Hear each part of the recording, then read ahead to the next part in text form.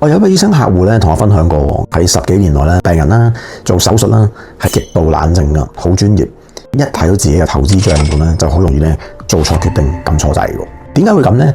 因為我哋大腦咧原來自帶咗咧3個投資嘅 bug，蝕10萬蚊嘅心痛感覺啦，係比你賺10萬蚊咧係強3倍嘅。呢個錯誤嘅現象，譬如可能舊年啦，香港嘅股票市場就調整期啦，咁有好多朋友咧就會喺一啲低位嗰度咧就恐慌贖回啊買嘅，錯過咗咧後邊嘅復甦升幅。第二個 bug 咧，我哋叫信息濾鏡啊！我哋去街市咧買蘋果咁啦，我哋淨係睇到面嗰邊紅色好靚喎，但係咧我哋冇睇到咧個蘋果後邊可能係爛咗。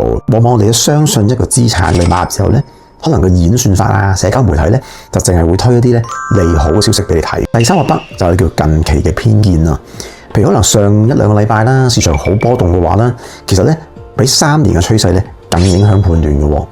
較早前我同有位企業家朋友分享啦，佢咧亦都試過因為短期嘅市場情緒咧，改變咗佢原本5年嘅配置計劃㗎。咁我應對嘅方法咧其實好簡單啊，就設立一個咧決策檢查清單。喺重大嘅操作之前咧，我哋必須回答3個問題。咁具體嚟講係邊3個咧？請大家關注我下期再分享。